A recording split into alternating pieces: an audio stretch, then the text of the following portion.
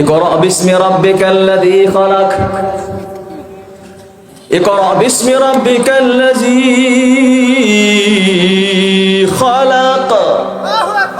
আল্লাহ পাক রব্বুল আলামিন রাসূলকে সম্বোধন করে বলেন, ইকরা, হে রাসূল আপনি পড়ুন, বিসমি রাব্বিকাল্লাযী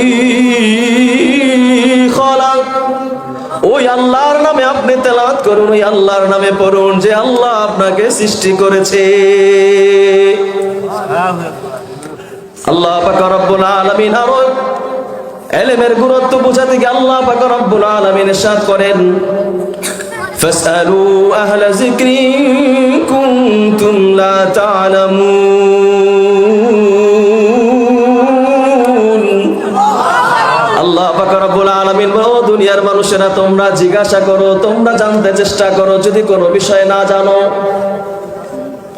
আল্লাহ পাক রব্বুল আলামিন আরো বলেন, কুল হাল ইয়াস্তাবিল লাযীনা ইয়ালামুনা ওয়াল লাযীনা লা ইয়ালামুন। হে রাসূল আপনি বলে দেন, যারা জানে যারা জানে না তারা কোনোদিন সমান হতে পারে না।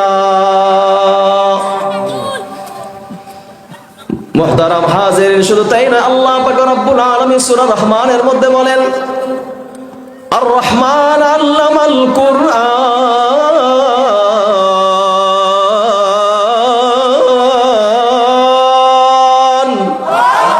রহমান তো সেই যে আল্লাহ তোমাদেরকে কোরআন শিক্ষা দিয়েছে।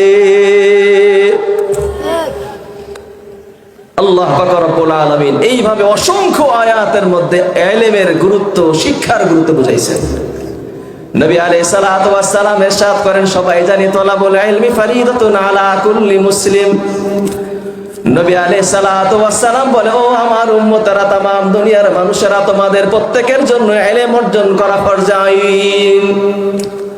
একজন মুসলমানের জন্য নামাজ যেমন ফরজ আইন, একজন মুসলমানের জন্য যদি মাল থাকে যাকাত যেমন ফরজ আইন, একজন মুসলমান মাল থাকলে যেমন হজ তার উপরে ফরজ আইন, একজন মুসলমান যদি বালেগ হয় তাহলে রোজা যেমনই ফরজ আইন, ঠিক তদ্রূপভাবে প্রত্যেকটা মুসলমানের জন্য ইলম অর্জন করা ফরজ আইন।